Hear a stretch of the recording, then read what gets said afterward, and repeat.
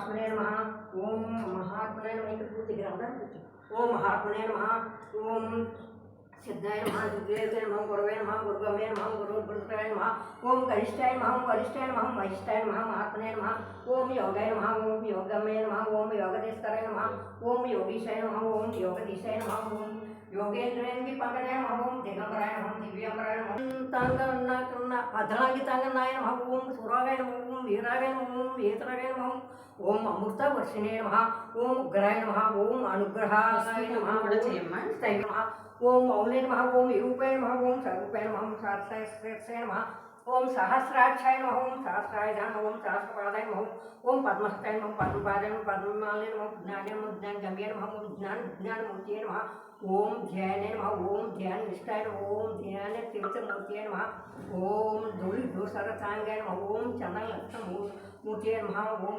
ज्ञानमूर्तये ओम महाविश्वरूपिणे नमः ओम शंकराय नमः आत्मने नमः ओम परमात्मने नमः ओम दत्तात्रेय नमो नमः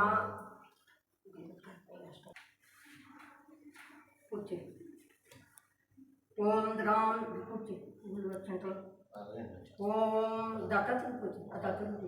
ओम द्राम दत्तात्रेय नमः ओम द्राम श्रीपाद श्रीवल्लभाय नमः ओम द्राम श्री नृसिंह सरस्वत्यै नमः ओम द्राम श्री साईनाथाय नमः ओम द्राम श्री गुलाब बाबाय नमः ओम श्री गणेशाय गर्भाय नमः ओम श्री लक्ष्मी नारायणाय नमः ओम श्री उमा महेश्वराय नमः ओम श्री रामचंद्र परब्रह्मणे नमः ओम श्री हनुमत परब्रह्मणे नमः ओम श्री वेंकटेशाय नमः ओम श्री भगवान वेंकटेश्वराय नमः ओम भगवान वेंकटेश्वराय नमः ओम भगवान वेंकटेश्वराय नमः ओम नारायण आधारण वेंकटेश्वराय नमः ओम नारायण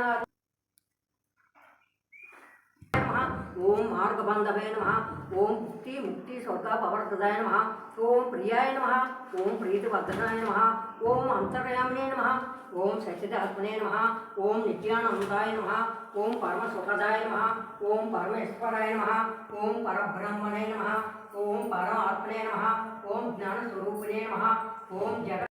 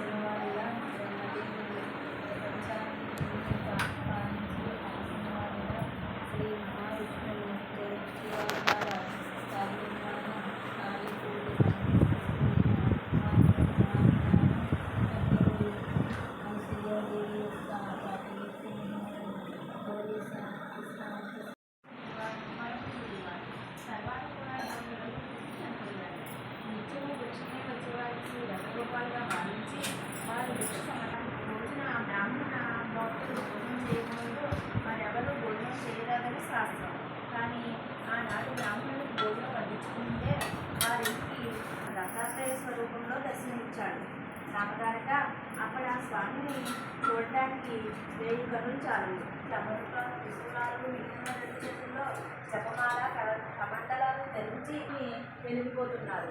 వెండికొండ వలె తెల్లని కాంతితో ఆయన శిరస్సు నుండి వచ్చాయా అన్నట్టు ఆయన జటాజులం నుంచి దిష్టి తల్లి శక్తిదేవి తన జన్మసార్థకులయ్యేలాగా ఆ అమృతమూర్తికి గోడలెల్లా కళ్ళు చేసుకుని ఆ కన్నులలో పానం చేయసాగింది.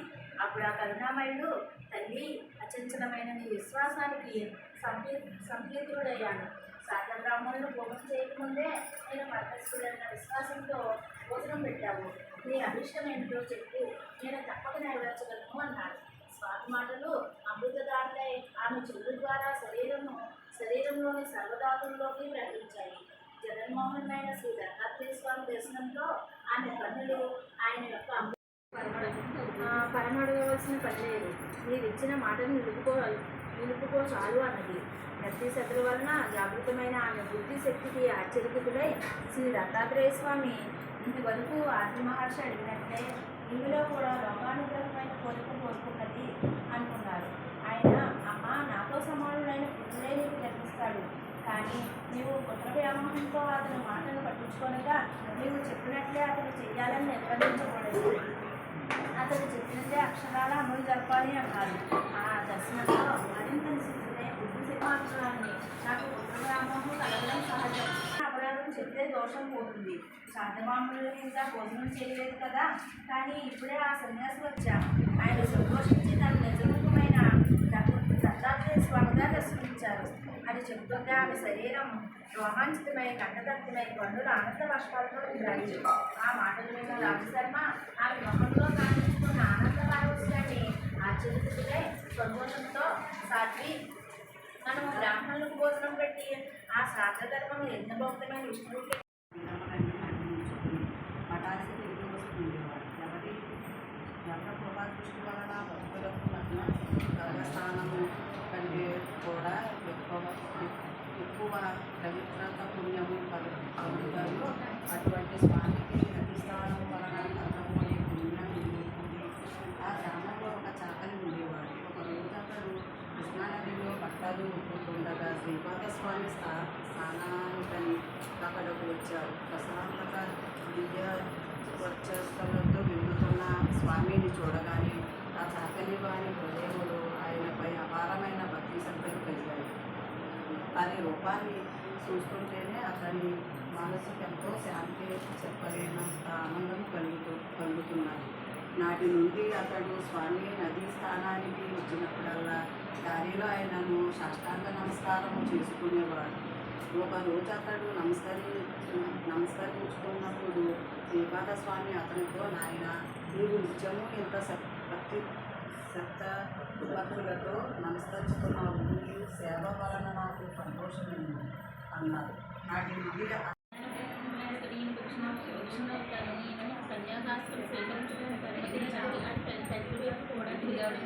ఆ మాటలు ఇంకా తెలుసుకుని ఎవరిపోయినా చూస్తున్నాయన ఒకనొక మగబిడ్డవు మేము 16 సంవత్సరాలు ఎంతగానో ఎదురు చూసి ఎన్నో రథాలు ఆశ్రయించాము. పుట్టుక తర్వాత 7 సంవత్సరాలు నువ్వు మాట్లాడని లేదు.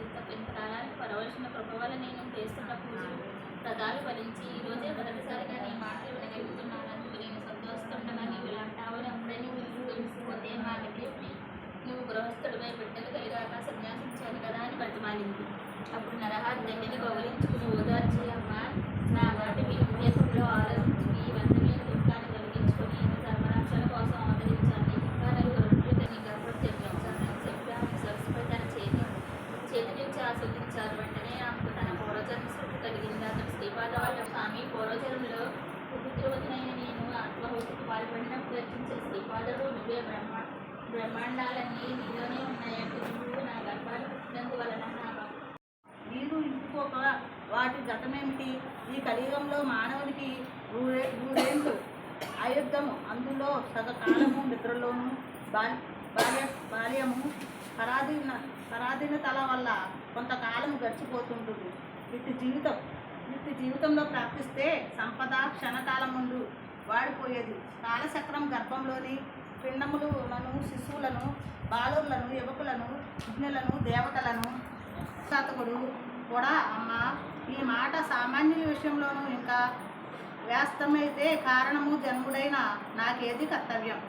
విషయ సుఖాలు వదలలేదని వారికి నీవు చెప్పినట్లు గృహస్థ తర్వాత సన్యాసించడమే క్షమం తరిగిన ఉన్నది.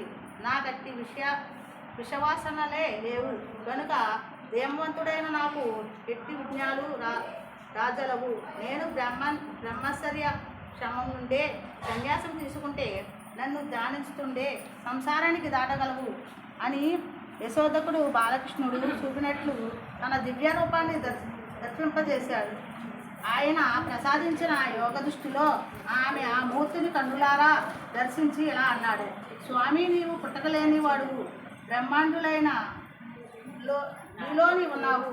బ్రహ్మకు కూడా నీ గుణరూపాలు కొంచెమైనా తెలియరావని మాయామోహతురాలైన మానవ స్త్రీని నాకెలా తెలుస్తాయి? ఈ జ్ఞానం గురించిన ఖ్యాతి అన్ని దిక్కులా వ్యాపించి ఎందరో ఆయనకు శిష్యులయ్యారు. వారిలో ముఖ్యుడు మాధవుడు. సిద్ధుడు, బాలుడు, ఉపేంద్రుడు, జ్ఞానజ్యోతి, సదానందుడు, కృష్ణుడు అనే 7గురు స్వామికి ముఖ్య శిష్యులము. మా అందరి పేర్లకు చివర సరస్వతి అనే బిరుదుంటుంది. శ్రీగురుడు మమ్మలను మరికొందరు శిష్యులను వెంటబెట్టుకొని అనేక తీర్థాలు, క్షేత్రాలు పావనం చేస్తూ దక్షిణ దేశం తిరిగి వచ్చి పూర్వాశ్రమంలో తమ జన్మస్థానమైన కారింజా నగరం చేరారు. అప్పుడు వారి తల్లిదండ్రులు, తోబట్టువులు ఆయన రాకకెంతో సంతోషించారు. స్థానిక జనమంతా ఆయనను దర్శించి పూజించారు. వారిలో బ్రాహ్మణులందరూ స్వామిని తమ ఇంటికి భిక్షకు ఆహ్వానించసాగారు. శ్రీగురుడు అందరి ఆహ్వానాలు అంగీకరించి ఒకే సమయంలో అనేక రూపాలలో అందరి ఇళ్లకు భిక్ష చేశారు. అందరూ ఆ లీలకు ఆశ్చర్యపడి ఆయన సర్వవ్యాపకుడైన భగవత్ అవతారమని గుర్తించారు. ఒకరోజు ఆయన తల్లిదండ్రులకు శ్రీపాదుల రూపంలో మళ్లీ దర్శనమిచ్చారు. వెంటనే అమ్మకు పూర్వజన్మ శుద్ధి కలిగి భర్తతో, నాదా, క్రిందటి జన్మలో లోకపూజ్యుడైన కొడుకు కలగాలని నేను శ్రీపాద స్వామిని పూజించి వారి ఆదేశానుసారం శని ప్రదోష పూజ చేశాను. ఈ జన్మలో ఆ కోరిక నెరవేరి నా జన్మ సార్థకమైంది అని చెప్పింది. అప్పుడు ఆ దంపతులు తమను సంసార సాగరం నుండి ఉద్ధరించమని ఆయనను కోరారు. అప్పుడు శ్రీగురుడు ఏ వంశంలో ఉత్తముడైన సన్యాసి జన్మిస్తాడో ఆ వంశంలోని 42 తరాల వారు ధరిస్తారు. ఆ కులమంతటికి బ్రహ్మలోక ప్రాప్తి కలుగుతుంది. అంతకు ముందు నరకంలో పడిన పితృదేవతలు కూడా బ్రహ్మలోకం పొందుతారు. మీ కులంలో నేను జన్మించాను గనక మీకు బ్రహ్మపదం లభిస్తుంది. మీ పిల్లలు పూర్ణాయుష్మంతులై అష్టైశ్వర్యవంతులై సుఖంగా జీవిస్తారు. మీరు వారి బిడ్డలను మనుమలను చూడగలుగుతారు. చివరి కాపాడాలి అన్నాడు. శ్రీగురుడు అతని తలపై చేయి పెట్టి ఆశీర్వదించి, నాయనా భయపడుకు, ఆ యవనుడు నిన్నేమీ చేయలేడు. భగవంతుడు సర్వానికి యజమాని. నీవు అతడికి చేత సత్కరించి సంతోషంగా తిరిగి వస్తావు. నీవు వచ్చేదాకా మేము ఇక్కడే ఉంటాము. దీర్ఘాయుష్మాన్ భవ అని పంపారు.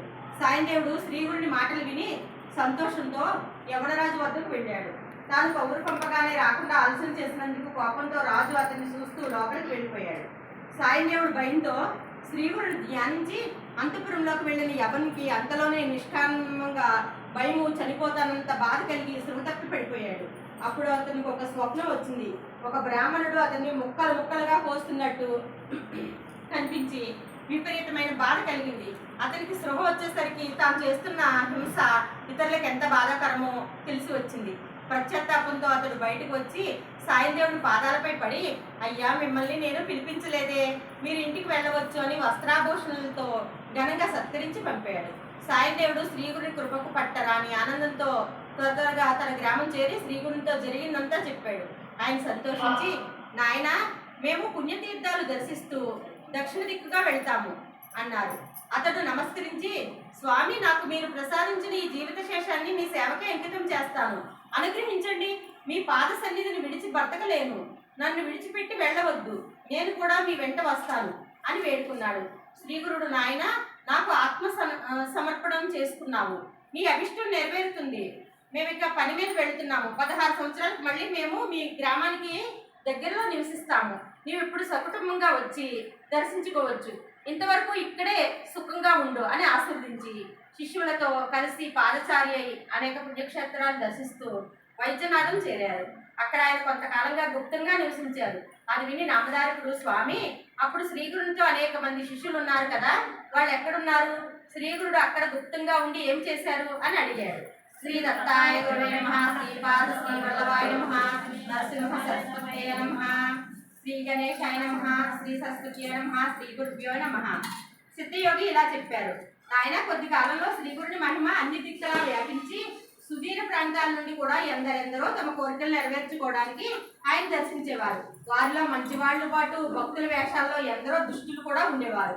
పూర్వం పరశురాముడు దుష్టులైన రాజును ఓడించి సంపాదించిన భూమండలం అంతా దానమిచ్చేసి సహ్యాద్రి పర్వతానికి దక్షిణ దిక్కునున్న కంకణ దేశంలో ఒక చోట తపస్సు చేసుకుంటున్నాడు. కానీ కొందరు దురాస్పరులు ఆయన వద్దకు వెళ్ళి తమకు కూడా భూమి ఇప్పించమని కోరారు. ఆయన ఆ ప్రదేశం కూడా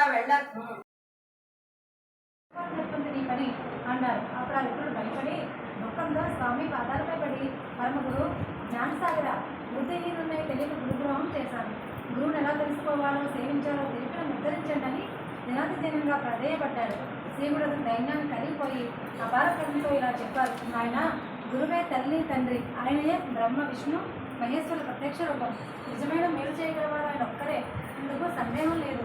ఏకాగ్రమైన శ్రద్ధాభక్తులతో భక్తులతో గురువుని సేవించాలి అది తెలిపేందుకు నీకొకటి బ్రహ్మర్షి ఉండేవారు. ఆయన దగ్గర అరుణితో ఆయన శ్రద్ధతో సేవిస్తుండేవారు. అహంకారం మొదలైన దోషాలు తొలగి మనసుకు శుద్ధి కలగడానికి వెలుపటి గురువులు శిష్యుల చేత సేవ చేస్తూ ఉండేవారు. అన్న నిశ్చయంతో ఆ గండికి తాను అడ్డుపడుకుని గురువును ధ్యానిస్తున్నాడు. అప్పుడు ఆ నీరు అతని మీదుగా పొలానికి కనిపించింది. చీకటి పడినా కూడా అతని ఆసనానికి రాకపోయేసరికి గవర్నమెంట్ వచ్చి పొలం నిండుగా నీరును గమనించాడు. కానీ శిష్యుడే కనిపించలేదు. అతను ఏ పిలిపారినైనా పడ్డాడేమో అని అనుమానం చేసుకుని తోడుకొచ్చాడు. గవర్నమెంట్ అది చూసి నీవు ప్రతిరోజు సూర్యాస్తమయంలో రోజులు మేపాలి అని అన్నారు. మొన్నటి నుండి ఆవులు మేస్తుండగా బాగా ఆకలినప్పుడు అతను స్నానం చేసి సంధ్య వార్చుకొని దగ్గరలో ఉన్న బ్రాహ్మణుని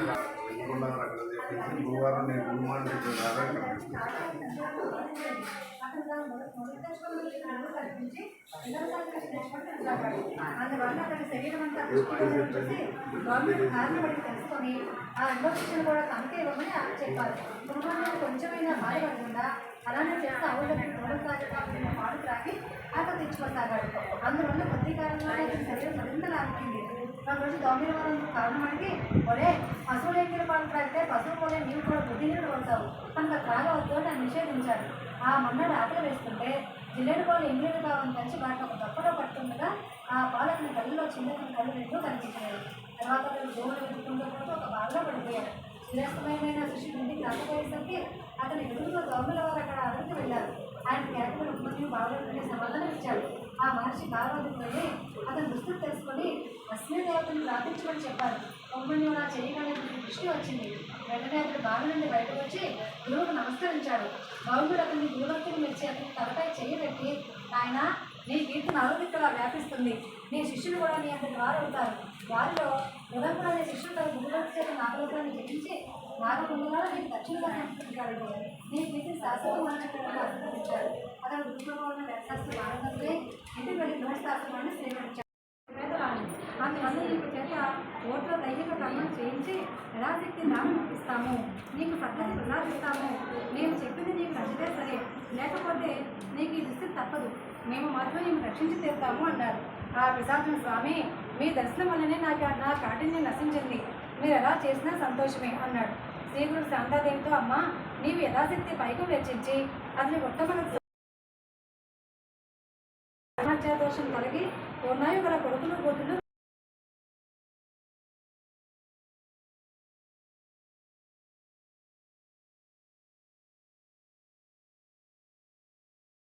సిద్ధయోగి ఇంకా ఇలా చెప్పారు. త్రివిక్రమభారతి శ్రీగురుని నిందిస్తున్నాడని విని రాజు ఒకరోజు స్వామితో, స్వామి అతడు మిమ్మల్ని నిందిస్తుంటే మీరు ఊరుకుంటారేమిటి? అతని అజ్ఞానాన్ని తొలగించరాదా అని వేడుకున్నాడు. శ్రీగురుడు అంగీకరించి బయలుదేరారు. రాజు వెంటనే స్వామిని పూలమాలతో అలంకరించి పల్లకీలో కూర్చోబెట్టి రాజలాంఛనాలతో కుమసి గ్రామానికి తీసుకువెళ్లాడు. ఆ ఊరేగింపు మహావైభవంగా కుమసి గ్రామం సమీపించే సమయానికి త్రివిక్రమభారతి పూజ చేసుకుంటున్నాడు. ప్రతిరోజు నరసింహావతారం అతనికి దర్శనం అన్నిటికంటే శ్రేష్టమంటిది కదా, అందుకు కారణం ఏమైనా దయతో వివరించండి అని వేడుకున్నాడు. అప్పుడు సన్యాసి ఇలా చెప్పాడు. నాయన వెనుక వృషభయోగి అనే మహాత్ముని అనుగ్రహం వలన ఒక పథకాన్ని విడిచిపెట్టాడు. అతని గృహస్థు 5 ఉండి కూడా తన భార్యను విడిచిపెట్టి ఆ వేష ఇంటి వద్దనే తాగి పడి ఉండేవాడు. ఒకనాడు ఒక సంధ్యావేళ వృషభయోగి అటుగా వెళ్తుంటే చూచి ఆ నామమాత్ర బ్రాహ్మణుడు వేష ఆయన తన భక్తితో నమస్కరించి ఇంట్లోకి తీసుకెళ్లి పూజించారు. తర్వాత ఆయనకు భోజనం పెట్టి రాత్రి అంతా పాదసేవ చేస్తూ ఆయన నిద్రపుచ్చారు. వలన ఆ బ్రాహ్మణుడికి సద్బుద్ధి అనుకరించి త్వరలో పరివర్తనం చెంది కొంతకాలానికి చనిపోయాడు. పరిజన్మలో అతను దశరథ దేశంలో వజ్రబాహు అనే రాజు యొక్క పట్టపురాణి అయిన సుమతికి దేవి గర్భంలో పడ్డాడు. ఆమెకు మగబిడ్డ జన్మిస్తాడేమోనన్న అసూయతో ఆ రాజు మహాపుణ్యక్షేత్రంగా రూపొందింది. నిజానికి మీరు మా అందరికీ కులదేవతగా నిలిచారు. మేము అజ్ఞులము దీనులము, మాకు మీరు తప్ప వేరు దిక్కులేదు. మమ్మల్ని విడిచిపెట్టిపోవడం మీకు న్యాయమేనా?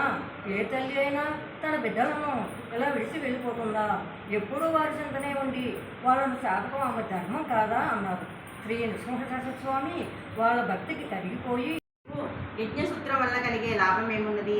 సర్వజీవుల్లో పాపాన్ని హరించగల మీకు గంధలేపం ఏమి చేయగలదు? ఇచ్చలా లేని మీకు ఏ పువ్వులు సమర్పించి ప్రతిలో నార్చగలను? స్వయం సంతుష్టులు ఆత్మానంద స్వరూపులైన మీకు నేను సమర్పించదగిన ధూపం ఎక్కడున్నది? స్వయం ప్రకాశకులు జ్ఞానజ్యోతి స్వరూపులైన మీకు నేను దీపం సమర్పించడమా? జగత్పోషకులైన మీకు ఏమి నైవేద్యం ఇవ్వగలను? నిత్య సముఖులైన మీకు తాంబూలం వల్ల ఏమి ప్రయోజనం చేస్తే స్థలాన్ని శుద్ధి చేసి రంగవల్లులతో అలంకరించి అక్కడ కూర్చుని మొదట దేశకాలను స్థుతించి అటు తర్వాత శ్రీగురునికి మానసో పూజ చేసి పారాయణ సమయంలో మౌనం పాటిస్తూ మనోవికారాలను శమింపచేసుకో. అలాగని కూర్చుని మొదటి 9వ అధ్యాయం చివరికి 2వ రోజు 10వ అధ్యాయం నుండి 21వ అధ్యాయం చివరి వరకు 3వ గురువే నమః, శ్రీపాద శ్రీవల్లభాయ నమః, శ్రీ నరసింహ సరస్వతే నమః. సద్గురు మహారాజ్ की जय, द्वारका माई की जय, गुरुदेव दत्त की जय, श्रीपाद शिवलवर स्वामी की जय, सरस्वती स्वामी की जय, कानपुर महाराज की जय, स्वामी समर्थ अकबर महाराज की जय, गुरुवरदत्त महाराज की जय, भगवान कृष्ण महाराज की जय, भगवान कृष्ण महाराज की जय, छोटो अम्मू की जय, दुर्गा महाराज की जय, पानेश्वर महाराज की जय, अमित बाबा की जय, पतले प्रियोग की जय, हजरत कालसन बाबा की जय, सर्व भगवत मंडल की जय, समस्त गुरु मंडल की जय, मालय योगल की जय, मालय सतपुरुष की जय, महायोगल की जय, महासतपुरुष की जय, दया दर्गे स्वामी की जय, दया दर्गे स्वामी की जय, केताराम बाबा की जय, केताराम बाबा की जय, केरवन बाबा की जय, वासुदेव सरस्वती स्वामी महाराज की जय, वासुदेव सरस्वती स्वामी महाराज की जय, बलभ बाबू महाराज की जय, सर्व भगवत मंडल की जय, समस्त गुरु मंडल की जय, गायत्री माता की जय, राजराजेश्वरी देवी की जय, भारती परमेश्वर की जय, लक्ष्मी नारायण की जय, कुमार स्वामी की जय, जय बोलो गणेश महाराज की जय, जय बोलो गणेश महाराज की जय, कानू कोनाम तल की जय, रामदेव तालम तल की जय, सत्यम तल की जय, दुर्गा भवानी माता की जय, दुर्गा भवानी माता की जय, दुर्गा भवानी माता की जय, सर्व देवतल की जय. श्रीपादराजं शरणं प्रपद्ये श्रीपादराजं शरणं प्रपद्ये, श्रीपादराजं शरणं प्रपद्ये, श्रीपादराजं शरणं प्रपद्ये. श्रीमन्मन्ता श्रीविभूषिता अप्पलक्ष्मी नरसिंहराज जय विजयी भव दिग्विजयी भव श्रीमदकण्डा श्रीविजयी भव श्रीविपादा जय विजयी भव दिग्विजयी भव श्रीमदकण्डा श्रीविजयी भव सत्य ऋषीश्वर दुहितानन्दन पापनार्यनुत श्रीचरण जय विजयी भव दिग्विजयी भव श्रीमदकण्डा श्रीविजयी भव सवित्रकाटक शयन पुण्यफल भरद्वाज ऋषिगोत्र सम्भव जय विजयी भव दिग्विजयी भव श्रीमदकण्डा श्रीविजयी भव चौपाति देवजयी भव सत्य ऋषीश्वर दुहितानन्दन पापनार्यनुत श्रीचरण जय विजयी भव दिग्विजयी भव श्रीमदकण्डा श्रीविजयी भव सवित्रकाटक शयन पुण्यफल भरद्वाज ऋषिगोत्र सम्भव जय विजयी भव दिग्विजयी भव श्रीमदकण्डा श्रीविजयी भव चौपाति देवलक्ष्मी गण संख्या बोधित श्रीचरण जय विजयी भव दिग्विजयी भव श्रीमदकण्डा श्रीविजयी भव पुण्यरूपिणी राजमां वसुधगर्भ पुण्यफल सञ्जाता जय विजयकण्डा श्रीविजयी भव दिगम्बरा दिगम्बरा श्रीपादवल्लभ दिगम्बरा दिगम्बरा दिगम्बरा चिन्तन दिगम्बरा दिगम्बरा दिगम्बरा दत्तात्रेय दिगम्बरा दिगम्बरा दिगम्बरा वेंकय स्वामी दिगम्बरा गुरु साईनाथ महाराज की जय, द्वारका माई की जय, गुरुदेव दत्त की जय, सर्व भूत मंडल की जय, गुरु मंडल की जय, अवधूत संतन श्री गुरुदेव देवदत्त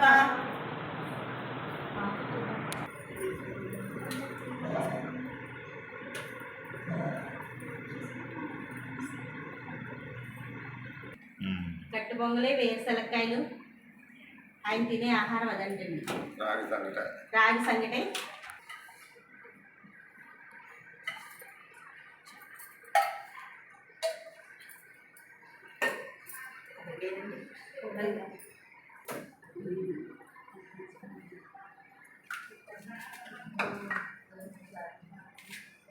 అన్నపూర్ణ వీళ్ళందరూ ఉంది, ఉన్నాయి, కాయలు ఉన్నాయమ్మా.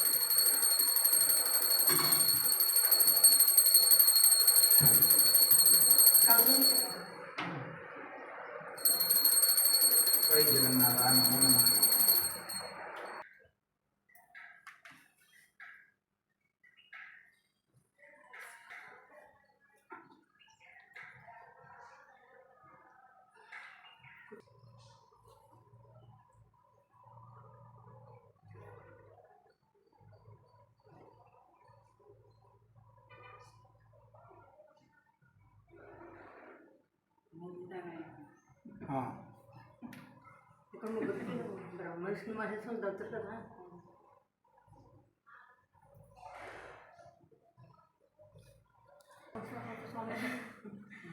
ఎప్పుడు సంటిపిట్ల గుండెల మీద పడుకుని ఆడుకుంటుమే. మరి ఏంటో నాకు ఏం అర్థమవలేదు, నాకు అర్థమవలేదు అసలు. స్వామి పెట్టాడు.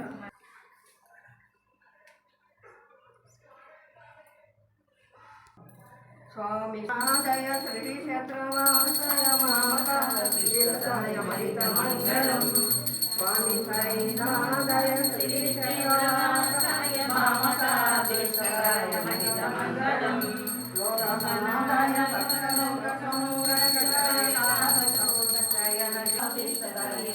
మంగళం. భక్తవృందవందితాయ బ్రహ్మస్వరూపాయ స్వామి సాయినాథాయ శ్రీచక్రవాసయ మామకాభీష్టదాయ మంగళం.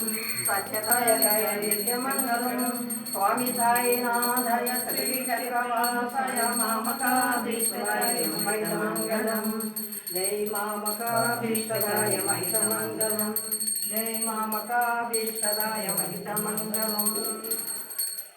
శ్రీపాదరాజం శరణం ప్రపద్యే.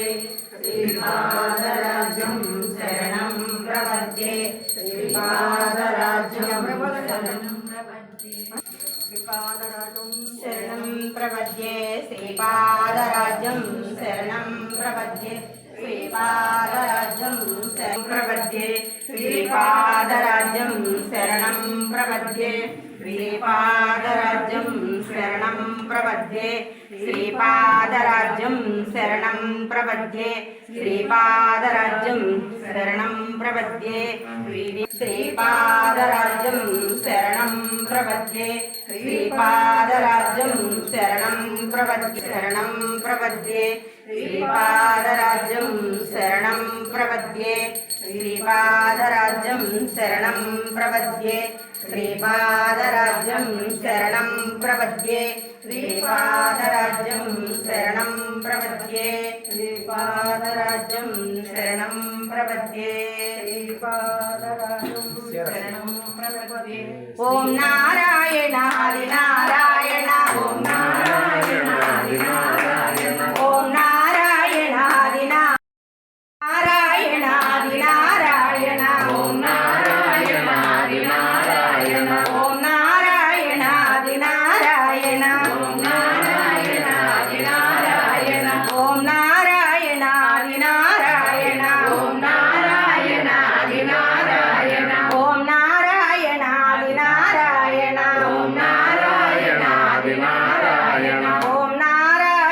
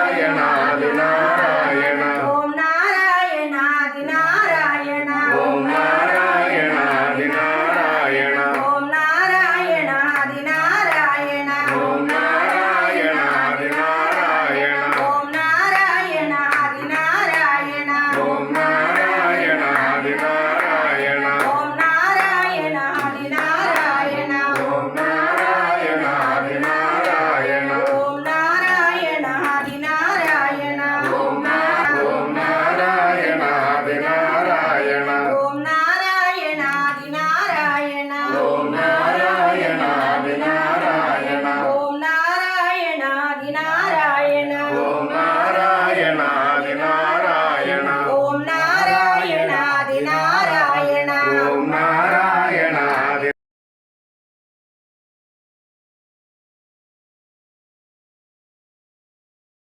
నారాయణ